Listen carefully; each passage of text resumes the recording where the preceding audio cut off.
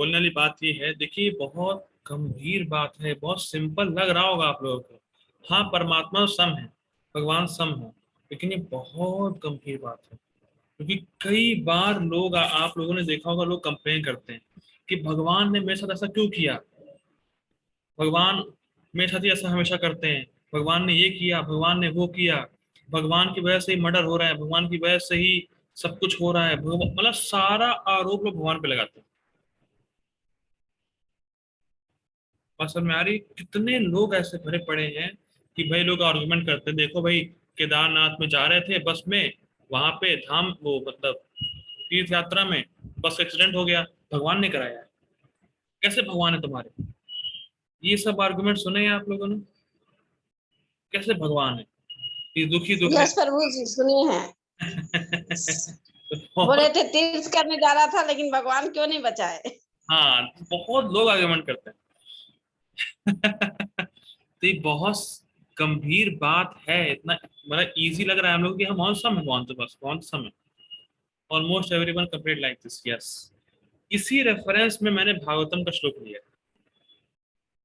क्या इन लोगों को, मतलब जो ये ऐसे कंप्लेन करते हैं, उनका क्या होने वाला है, और जो ये समझता है, जो सच्चा ज्ञानी है, जो समझता है कि भगवान वाकई में सम है, समझता है, उसको अनुभव है इस बात का, इसीलिए कह रहे हैं समदर्शिना, वो देख पा रहा है कि भगवान सबके प्रति सम है। तो जो, देखिए जो भक्त है वो हमेशा ये सोचता है कि ये तो मेरे कर्मों का फल है, और भक्त कभी कंप्लेन नहीं करता कि भगवान ने मेरे साथ ऐसा क्यों किया। भगवान जानता है ये तो मेरे कर्मों का फल है, जो भगवान मुझे कम करके दे रहा है। ठीक है, तो भागवतम का श्लोक किसी रेफरेंस में है, मैं उसको पहले खोलता हूँ।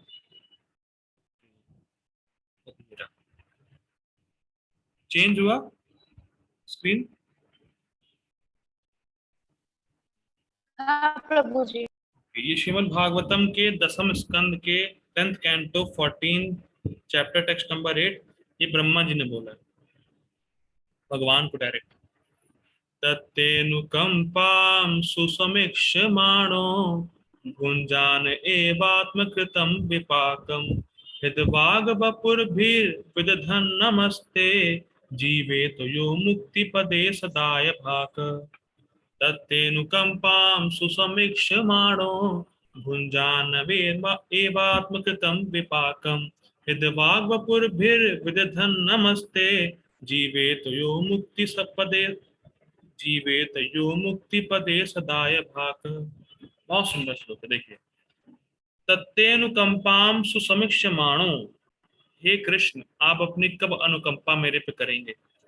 भुंजान एवात्म कृतम विपाकम, जो भी मैं भुंजा मतलब भोग रहा हूं, वो मेरा ही विपाक है।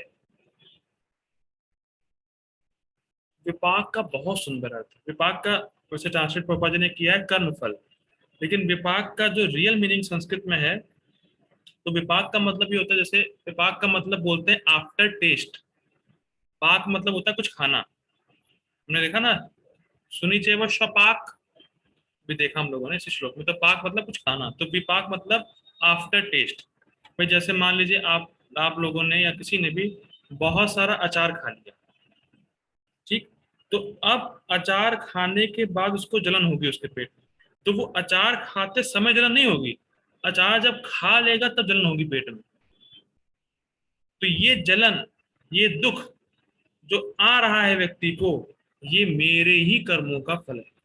जैसे आपने ही बहुत सारे अचार खाए, तो आपके ही अचार खाने के बाद आपके ही पेट में जलन हुई, तो वैसे ही जो जलन जो दुख आपको मिल रहे हैं, वो मेरे ही कर्मों का फल है, और भगवान मुझे बहुत कम दे रहे हैं, ये व्यक्ति सोचता है जो भक्त है। और बहुत सुंदर अर्थ है, जब ये जब इस प्रकार से सोचता है व्यक्ति, जीवेत यो मुक्ति पदे सदाय भाग, दाय भाग मतलब होता है संपत्ति। तो जैसे एक बेटे को अपने पिता की संपत्ति मुफ्त में मिलती है, ठीक, क्योंकि वो बेटा है, वैसे ही जो इस धारणा से जीवन यापन करता है, उसको तुरंत ही मुक्ति उसके हाथों में होती है। कोई संपत्ति उसको मिली, कुछ मेहनत नहीं करी उसने, उसके बेटे ने, कोई पापा की संपत्ति थी, बेटे को मिल गई। तो वैसे ही जो व्यक्ति इस प्रकार का भाव रखता है उसकी मुक्ति उसके हाथ में। कितना सुंदर श्लोक है, कितना सुंदर।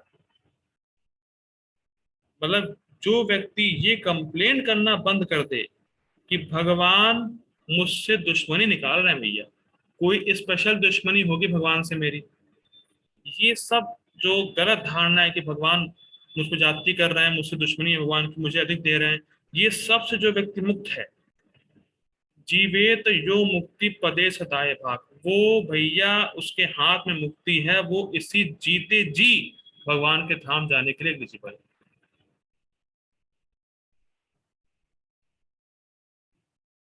घर बैठे बैठे ही मुक्ति मिल जाए, लेकिन अगर इस भाव से रहे कि भगवान तो सबके प्रति सम है, जो भी भगवान दे रहे हैं वो तो मेरे कर्मों का फल ही है, वो मेरा ही विपाक है, इस भाव से ही बैठे बैठे आपको मुक्ति मिल जाएगी, जैसे बैठे बैठे संपत्ति मिल गई इसको, मतलब किसी बेटे को मिल जाती है अपने बाप को। समझ में आ रहा है कितना इंपॉर्टेंट है ये समझना कि भगवान सम है, कितना बड़ा ये ज्ञान है कि भगवान सबके प्रति सम है। ठीक, और दूसरा कह रहे हैं हृदय वाग वपुर्भिर विदधन नमस्ते, अपने हृदय से, अपने वाणी से और शरीर से भगवान को सदैव प्रणाम करता रहता है। तो ऐसा व्यक्ति कभी भी भगवान को ब्लेम नहीं करता और भगवान के धाम जाने का अधिकारी, कि केवल उसका मनोभाव ऐसा हो भगवान के धाम जाने के लिए एलिजिबल है। व्यक्ति का इंटेंशन ये होना चाहिए कि भगवान सबके प्रति सम है। ये भाव भी आना बहुत मुश्किल है, भाव तो भक्ति से आया है, मैंने पहले बता दिया था, दर्शन जो है भक्ति से ही आता है। तो जो भक्तों को जो भी दुख आ रहा है, तो भक्त ये सोचता है कि ये तो मेरे ही कर्मों का फल है, और भक्ति करना नहीं छोड़ता। भगवान को कंप्लेन नहीं करता कि भगवान तुमने मेरे साथ ऐसा किया है। सोचिए, मान लीजिए अगर कोई भगवान के धाम जाए और कहे अच्छा तो वो तुम ही थे, तो दुख दे रहे थे बार बार तो कैसा लगेगा भगवान को, अरे ये कहाँ से आ गया। समझ में आ रही बात। तो जो भगवान के धाम जाने का अधिकारी है वो भगवान से कभी कंप्लेन नहीं करता, वो ये जानता है कि भगवान सबके प्रति सम है और सबको अपने कर्म फल ही दे रहे हैं, और हृदय से, वाणी से और शरीर से सदैव भगवान की सेवा करता रहता है। तो कितना इंपॉर्टेंट ये श्लोक है कि जो व्यक्ति बस इतना ही समझ चुका है कि भगवान सबके प्रति सम है और सबको कर्म फल के हिसाब से दे रहे हैं और मुझे उनकी सेवा करनी है, वो बैठे बैठे मुक्ति उसके हाथ में है, भगवान के धाम जाने की योग्यता उसके हाथ में। तो इसलिए बहुत स्पष्ट है कि हमें हमेशा ये ज्ञान होना चाहिए कि भगवान पार्शियलिटी नहीं करते किसी के साथ, सभी जीव भगवान के अंश है, भगवान सबके प्रति सम। ठीक है, पढ़ लेते हैं ट्रांसलेशन। प्रभु जी, जैसे माता पिता अपने बच्चों के साथ डिफरेंस नहीं करते, वैसे ही उसी तरह ईश्वर भी हमारे साथ माने भेदभाव नहीं करते अपने बच्चों के साथ। अनुवाद देखते हैं। My dear lord, one who earnestly waits for you to bestow your father's mercy upon him, all the while patiently suffering the reaction of his past misdeeds and offering you respectful obeisances with his heart, words, and body, is surely eligible for liberation, for it has become his rightful claim. उसका अधिकारी है, वो जाएगा ही जाएगा, done है बैठे बैठे। इतना सुंदर श्लोक ब्रह्मा जी कह रहे हैं भगवान को। ठीक है, तो इसीलिए हमें हमेशा सोचना चाहिए कि भगवान इसीलिए 5th चैप्टर में बहुत फोकस किया गया है। अभी तक जितने श्लोक हम लोग देख रहे हैं वो इसी थीम पे बेस्ड है कि भगवान सम है, क्योंकि उसको जान लेने से, उसको समझ जाने से मुक्ति आपके हाथ में, मैंने पहले ही बताया था। ठीक है, ये रेफरेंस है उसका। उस पे आते हैं। नोट, जिस प्रकार वर्षा सभी जगह जल देती है परंतु अलग अलग बीजों के कारण विभिन्न पौधे उत्पन्न होते हैं, उसी प्रकार भगवान सभी जीवों को एक समान प्रेरणा देते हैं। जो अपने कर्मों के अनुसार विभिन्न शरीरों को प्राप्त होते हैं। अब इसमें एक बात समझाने वाली है, एक समान प्रेरणा देते हैं मतलब क्या है? एक समान प्रेरणा देने का अर्थ क्या है? बड़ा स्पष्ट है। मान लीजिए जो भी जीव की भोग इच्छा है, कर्म इच्छा थी, उसके अनुसार भगवान प्रेरित करते हैं, तुम इस प्रकार से ये कार्य करो, और वो जीव कार्य करने लगता है। मैं फिर रिपीट कर रहा हूँ। मान लीजिए मुझे कोई इच्छा थी पहले भोग करने की, तो भगवान उसको देखते हैं, एक शरीर दिया। अब जो भोग इच्छा मैं पहले पूरी नहीं कर पाया, अब पूरी करने के लिए भगवान उसी प्रकार से मुझे प्रेरित करेंगे कि तुम ये कार्य करो। तो सभी जीवों को एक समान प्रेरणा दे रहे हैं, ये भी एक समता है। तो फिर रिपीट कर रहा हूँ, इसको थोड़ा सा ब्रॉड एंगल लीजिए। ये भी एक समता है कि जो जीव की भोग इच्छा है किसी की भी, उसके ही समान, उसके ही अनुरूप उसको प्रेरणा देना कि तुम ये कार्य करो। तो ये सभी जीवों पर भगवान करते हैं, तो ये भी एक समता है। इस पॉइंट को कैच कर पा रहे हैं? समता एक तो ये है ही कि विभिन्न विभिन्न शरीर देना कर्मफल के हिसाब से, और एक ये समता और भी है, सभी जीवों के उनकी ही भोग इच्छा के अनुसार प्रेरणा देना कि तुम ये कार्य करो, ये भी समता है। तो जरा अब जाइए, थोड़ा रिफ्लेक्ट कीजिए भक्ति में आने से पहले की लाइफ में, और इस पे मनन कीजिए जो मैं बोलने वाला हूँ। मैं एक विशेष परिवार में क्यों जन्मा? Question mark. वहां पे एक विशेष संस्कार प्राप्त हुए? Question mark. ये कौन संस्कार प्राप्त हुए? फिर अच्छे और बुरे दोस्त आए होंगे सबके जीवन में, उन सबकी अलग अलग प्रवृत्ति, ये करने की वो करने की मेरे हृदय में आई। तो कहीं ना कहीं ऐसा लगता है कि सब कुछ सेट किया हुआ। आपको नहीं लगता ऐसा? इस इस मतलब जगह, इस घर में जन्म लेना, फिर कुछ संस्कार प्राप्त होना, अच्छे बुरे दोस्त मिलना, उनसे कुछ सीखना, कुछ भोग की प्रवृत्ति या कुछ भी ऐसे करना, फिर धीरे धीरे धीरे आगे बढ़ना, अलग अलग लोग मिले, बिछड़े, और वही लोग क्यों आए, कोई दूसरा क्यों नहीं आया हमारी लाइफ में? तो कहीं ना कहीं सब सेट किया हुआ लगता है। और फिर एकदम से भक्तों का संग, और सब बुरी हैबिट छूट गई, जो हमें छोड़नी भी थी पहले, शायद किसी को छोड़नी हो तो। भक्ति में आया, भक्तों का संग हुआ, छूट गई, पता भी नहीं चला। तो ये सब कैसे हो रहा है? कौन प्रेरित कर रहा है? इसको जरा विचार करिए कि कैसे हम एक ही इस घर में ही जन्म लिए, जिस घर में आप जन्म लिए, वही माता पिता ही क्यों, वैसे ही संस्कार जो आपके घर के वही आपको क्यों मिले, कौन कौन दोस्त आया वही आपके दोस्त क्यों बने? बात समझ में आ रही है? तो आप ये पाएंगे कि सब कुछ सेट किया हुआ, सबको ही भगवान प्रेरित कर रहे हैं। बहुत इंटरेस्टिंग। और फिर एकदम से भक्तों का संग कैसे आ गया, भक्ति कैसे करना शुरू कर दिए? ये सब पूर्व के संस्कार है, पूर्व के हिसाब से भगवान प्रेरित कर रहे हैं कार्य करने। और भक्तों का संग अच्छा क्यों लगने लगा? बहुत लोगों को अच्छा नहीं लगता है। हमारे साथ क्यों हो रहा है ऐसा कि हमें अच्छा लग रहा है किताब पढ़ना, बाकी लोगों को अच्छा नहीं लगता पढ़ना? ये सब क्यों, कहाँ से, कैसे? सब आपके जो पहले के जो किया कराया है, सब भगवान प्रेरित कर रहे हैं आपको। बहुत इंटरेस्टिंग है। ठीक, आगे तात्पर्य पढ़ते हैं। Purport by his divine grace है श्री भक्तिदास स्वामी श्रील प्रभुपाद की जय। बहुत सिंपल होगा तात्पर्य, सब पढ़ा हुआ हम लोगों ने। कृष्ण भावना भावित व्यक्ति योनि या जाति में भेद नहीं मानता। सामाजिक दृष्टि से ब्राह्मण तथा चंडाल भिन्न भिन्न हो सकते हैं, अथवा योनि के अनुसार कुत्ता, गाय तथा हाथी भिन्न हो सकते हैं। देखा, वही कर्तव्य भेद और प्रजाति भेद। किंतु विद्वान योगी की दृष्टि में ये शरीरगत भेद अर्थहीन होते हैं। इसका कारण परमेश्वर से उसका संबंध है, और परमेश्वर परमात्मा रूप में हर एक के हृदय में स्थित है। स्पष्ट। परम सत्य का ऐसा ज्ञान वास्तविक यथार्थ ज्ञान है। ठीक। जहां तक विभिन्न जातियों या विभिन्न योनियों में शरीर का संबंध है, भगवान सबों सबों पर समान रूप से दयालु हैं, क्योंकि वे प्रत्येक जीव को अपना मित्र मानते हैं। फिर भी जीवों की समस्त परिस्थितियों में वे अपना परमात्मा स्वरूप बनाए रखते हैं। ये भी एक इंटरेस्टिंग है, सम का एक और अलग एंगल प्रोपाइट लिया है। क्या लिया है? क्योंकि वे प्रत्येक जीव को अपना मित्र मानते हैं, फिर भी जीवों की समस्त परिस्थितियों में वे अपना परमात्मा स्वरूप बनाए रखते हैं। ये सम का अर्थ एक और ले रहे हैं, क्या है? ऐसा नहीं है कि मान लीजिए किसी जीव को सूअर का शरीर मिला, तो भगवान कहें अरे यार ये कैसी योनि, यहाँ रहना पड़ेगा हमें सूअर के शरीर के अंदर। अरे यार ये क्या है? भगवान ऐसा नहीं देखते।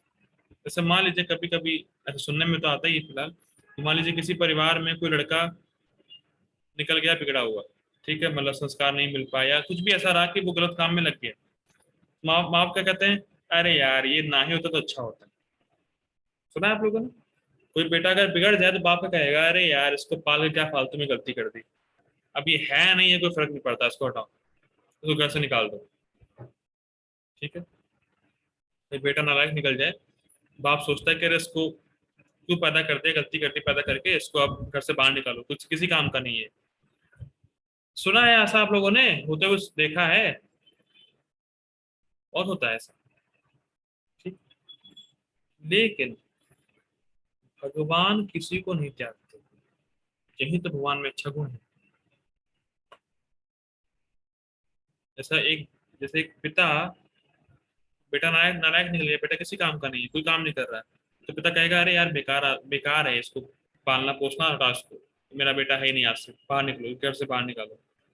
लेकिन भगवान का लड़का, भगवान का अंश जीव, अगर सुअर के शरीर में भी है, गर्हित शरीर में भी क्यों ना हो, तो भी भगवान उसके साथ रहे। कभी ऐसा हो ही नहीं सकता कि भगवान कह रहे यार ये कौन सी योनि इसको मिल गई, मैं खराब खराब, मैं अब नहीं रहूंगा यहाँ। ऐसा नहीं कहते भगवान।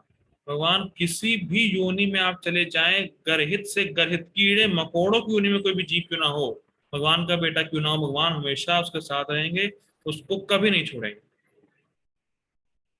और यहाँ पर तथाकथित माँ बाप, अरे बेटा अच्छे नंबर नहीं लेके आ पाया, अरे बेकार लड़का है, किसी काम का नहीं। सुना है आप लोगों ने ऐसा? यस सर, ये सुना है। ये बच्चा अच्छे नंबर नहीं लेके आ पाया, स्कूल में टॉपर नहीं बन पाया, अरे किसी काम का नहीं है, कुछ नहीं कर पाओगे जिंदगी में, किसी लायक नहीं हो। ये सब सुनने यस को सर। मिलता है। और भगवान सुअर के शरीर में जीव क्यों ना हो, लेकिन भगवान वहां चले जाएंगे। ये है भगवान की स्पेशल क्वालिटी, भगवान सम है, किसी भी जीव को अकेला नहीं छोड़ेंगे। भले ही वो जीव भगवान से विमुख क्यों ना हो, भगवान की तरफ देखता भी ना हो, लेकिन भगवान उसके साथ रहेंगे। तू मेरे पास भी है, तू मेरे साथ भी है, ये वाले सब किताब कभी नहीं छोड़ेंगे जीव को भगवान। भगवान अपने अपने लड़के को, अपने बेटे को कभी नहीं छोड़ते, उसके साथ ही रहते हैं और पूरे ऐश्वर्य के साथ रहते हैं। ये भी नहीं कि भगवान इफेक्ट होते हैं, भगवान इफेक्ट होते हैं, भगवान सम रहते हैं और पूरे ऐश्वर्य में रहते हैं, लेकिन जीव को कभी भी नहीं छोड़ते। ऐसा नहीं कि जीव को भैया भगवान कह रहे यार ये तो बड़ा ही खराब सा शरीर मिल गया, कैसे जाऊं मैं वहां पे, कुत्ते के शरीर में तो मल, वो सूअर के शरीर में तो मल खा रहा है सूअर, वो जीव तो मल खा रहा है, कैसे आप रहे यहाँ पे। ऐसा कुछ नहीं है, भगवान कहीं भी जाने को तैयार है। वो आपको अपने धाम ले जाने के लिए कुछ भी कर सकते हैं। बस चक्कर क्या है, हमें भगवान की तरफ हल्का सा कदम बढ़ाना, क्योंकि भगवान ने फ्री विल दी, उस फ्री विल का सही उपयोग करके हम भगवान के पास जा सकते हैं, भगवान नहीं चाहते हैं। और बहुत जन्मों से देखिए, सच्चा लवर, देखिए आजकल क्या बोलते हैं लोग कि मैं तुमसे प्रेम करता हूँ, मैं लवर हूँ, ये हूँ वो हूँ। आप उससे कहो भाई तुम क्या 12 साल मेरे लिए वेट करोगे, कम से कम 5 साल। हाँ इतना थोड़ी ना कोई वेट कराता है, नहीं करेगा, छोड़ के भाग जाएगा। तो सो कॉल्ड आजकल के लवर बने घूम रहे हैं, लेकिन भगवान अनंत जन्मों से, अनंत काल से हमारा वेट कर रहे हैं। Isn't it interesting? So who is real lover? Krishna. Krishna. भैया आओ, कैसे भी हम तुम्हारे लिए इंतजार कर रहे हैं, करते रहेंगे। तो यहाँ पे जो तथाकथित जो लवर होते हैं उनसे कहो भाई 10-12 साल वेट कर लो, नहीं इतना नहीं वेट कर पाएंगे। छोड़ के भाग जाते हैं। ये बहुत इंटरेस्टिंग है कि भगवान हम सबसे प्रेम करते हैं और सबसे इंडिविजुअल प्रेम करते हैं। और जो भी जीव है, भगवान को हर जीव स्पेशल है। ये नहीं कह सकते आप कि भाई अबू प्रभु जी भगवान को स्पेशल नहीं है, अर्चना माता जी स्पेशल नहीं है। भगवान के लिए सारे जीव स्पेशल है, हर एक जीव स्पेशल है भगवान के लिए। बहुत इंटरेस्टिंग है। ठीक है, तो ये भी समकार्थ, ये भी एक परमात्मा रूप में भगवान चांडाल तथा ब्राह्मण दोनों में उपस्थित रहते हैं, स्पष्ट है। यद्यपि इन दोनों के शरीर एक से नहीं होते। देखिए, शरीर एक से मतलब ये भी समझना है कि आपको कि उसके शरीर में 2 हाथ है, इसके में 1 हाथ रहता है, ऐसा नहीं। शरीर सेम है, मतलब उसकी चेतना, वो क्या कर्तव्य कर रहा है, तो क्या कॉन्शियसनेस, स्टेट ऑफ कॉन्शियसनेस, वो अलग अलग होता है। ठीक है, शरीर तो प्रकृति गुणों द्वारा उत्पन्न हुए, किंतु शरीर के भीतर आत्मा तथा परमात्मा समान आध्यात्मिक गुण वाले, स्पष्ट है। ये थोड़ा सा आने वाला है फिलॉसफी। परंतु आत्मा तथा परमात्मा की यह समानता उन्हें मात्रात्मक दृष्टि से समान नहीं बनाती। ये बहुत स्पष्ट लाइन। दोनों ही स्पिरिचुअल हैं, आत्मा भी और परमात्मा भी, लेकिन मात्रात्मक, गुणात्मक, क्वांटिटी वाइज सेम नहीं। जीवात्मा अणु है, सागर का बूंद कह सकते हैं, और परमात्मा सागर। तो कभी भी सागर की बूंद सागर के समान नहीं हो सकती, कभी भी आत्मा परमात्मा नहीं बन सकती। और प्राय इंडिया में लोग ये कहते हैं कि आत्मा परमात्मा में लीन हो जाएगी। So called Rascals. आत्मा कभी भी परमात्मा नहीं बन सकती, कभी भी आप एक बूंद से डूब नहीं सकते। क्यों प्रभु जी, डूब सकते हैं आप एक बूंद से? क्या लगता है? नहीं नहीं नहीं। देखिए कितना बड़ा ज्ञान है। तो ऐसा कह रहे हैं कि आप एक बूंद से भी डूब जाएंगे। भाई जीव आत्मा बूंद के समान है और परमात्मा सागर के समान है। तो गुणात्मक दृष्टि से, जो क्वांटिटी वाइज मात्रात्मक दृष्टि से बहुत सारा भेद है। क्वांटिटी में वो बहुत छोटा है आत्मा, और क्वांटिटी में परमात्मा तो अनंत है, ठीक, असीम है। ठीक है, अब आगे इंटरेस्टिंग है। क्योंकि व्यष्टि आत्मा किसी विशेष शरीर में उपस्थित होता है, किंतु परमात्मा प्रत्येक शरीर में है। ओके, पहले इसको समझते हैं। चैप्टर 13, जो 13वां अध्याय आने वाला है गीता का,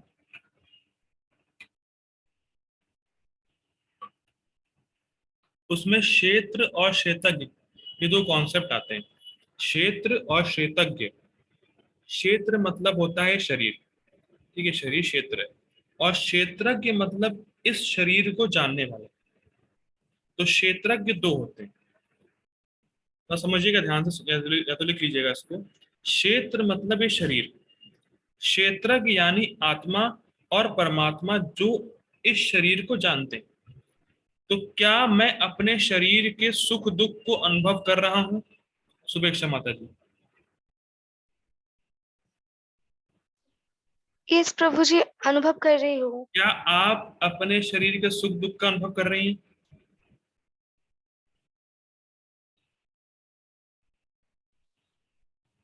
यस प्रभु जी। अच्छा, क्या आप मेरे शरीर के सुख दुख का अनुभव कर सकती हैं? नहीं प्रभु जी, ये कभी नहीं हो सकता।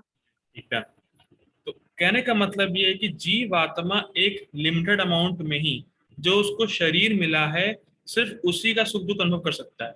लेकिन परमात्मा सभी जीवों का जो शरीर है, सभी का शरीर जो है, उन सबके सुख दुख का अनुभव कर सकते हैं।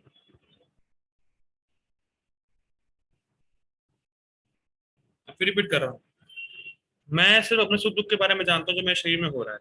मान लीजिए मेरे शरीर में पेट में दर्द हो रहा है, ठीक, तो मैं अपने ही पेट के दर्द का अनुभव करूंगा। और मान लीजिए अपू प्रभु जी को जुकाम है, तो उनके जुकाम का अनुभव मैं नहीं करूंगा, और ना मेरे पेट का दर्द अपू प्रभु जी अनुभव करेंगे। लेकिन भगवान, हम दोनों के ही दुख का अनुभव करेंगे। या अनुभव कहने का सेंस भगवान अनुभव मतलब जानते हैं कि ये इसके पेट में दर्द हो रहा है और इसके जुकाम है, या इसको कितना कष्ट हो रहा है और उसको कितना कष्ट हो रहा है, ये जान रहे हैं। अपूप प्रभु जी को जुकाम है, उनको कितना कष्ट हो रहा है मैं ये कभी नहीं जान पाऊंगा, कभी अनुभव नहीं कर पाऊंगा। और मेरे पेट में क्या दर्द हो रहा है अपूप प्रभु जी कभी अनुभव नहीं कर पाएंगे, कभी नहीं जान पाएंगे। दुख हो रहा है, हाँ देख सकता है कि भैया हाँ थोड़ा सा तबीयत खराब है, लेकिन क्या दर्द का हो रहा है एहसास मुझे वो नहीं जान पाएगा कोई भी। लेकिन परमात्मा सभी जीवों के शरीर के बारे में जानते हैं, इसीलिए जीव जानता है अपने शरीर के बारे में, परमात्मा जानते हैं सबके शरीर के बारे में, इसीलिए दोनों में बहुत डिफरेंस है। समझ में आ गई? इसीलिए आत्मा परमात्मा में बहुत बड़ा डिफरेंस है। आत्मा जानती केवल अपने बारे में और परमात्मा जानते सबके बारे में, इसीलिए आत्मा कभी भी परमात्मा के समान इक्वल नहीं हो सकती। ठीक, आने वाला है पॉइंट। ठीक है, आत्मा व्यष्टि है, वो अपने शरीर के बारे में जानती है, और परमात्मा सबके हृदय में, सबके शरीर में और सबके बारे में जानते हैं। कृष्ण भावना भरित व्यक्ति को इसका पूर्ण ज्ञान होता है, वो समझता है इस बात को। इसीलिए इसीलिए देयरफॉर वह सचमुच ही विद्वान तथा समदर्शी होता है। जो परमात्मा और आत्मा को एक कर रहा है वो तो रास्कल है, वो सबसे बड़ा रास्कल है, वो तो उसको कोई ज्ञान नहीं। लेकिन जो ये बात समझ रहा है कि आत्मा और परमात्मा अलग हैं और सभी शरीरों में अलग अलग व्यष्टि आत्मा है और परमात्मा एक ही है, एक समान है, और परमात्मा समदर्शी है सभी जीवों के प्रति, वही रियल ज्ञानी है, वही वास्तविक पंडित है। ठीक, आगे बता रहे हैं, आत्मा तथा परमात्मा के लक्षण समान है क्योंकि दोनों चेतन, शाश्वत तथा आनंदमय है, सच्चिदानंद। ठीक, किंतु अंतर इतना ही है कि आत्मा शरीर की सीमा के भीतर सचेतन रहता है, मतलब वो अपने ही शरीर के बारे में जान रहा है बस। ठीक, मैं बता दिया है। जबकि परमात्मा सभी शरीरों में सचेतन है, वो सभी शरीरों के बारे में जान रहा है। परमात्मा बिना किसी भेदभाव के, परमात्मा बिना किसी भेदभाव के, सॉरी इसको ऐसे फ्रेम करना है, परमात्मा बिना किसी भेदभाव के सभी शरीरों में विद्यमान है। स्पष्ट है? तो ठीक है, तो मैंने क्या पूछ लेता हूँ दोबारा, मैंने क्या पढ़ा देखिए, क्या कहा जा रहा है यहाँ पे श्लोक में, कंक्लूड कर रहा हूं मैं। जो पंडित है वो ये जान रहा है कि सभी व्यष्टि जीवात्मा है, अलग अलग जीवात्मा, परमात्मा सबके हृदय में है और एक ही है।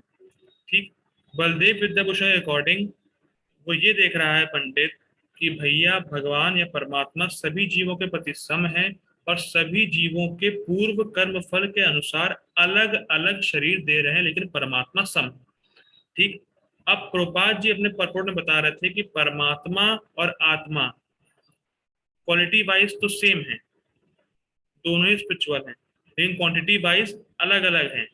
जीव आत्मा सिर्फ अपने शरीर के सुख दुख का अनुभव कर रहा है।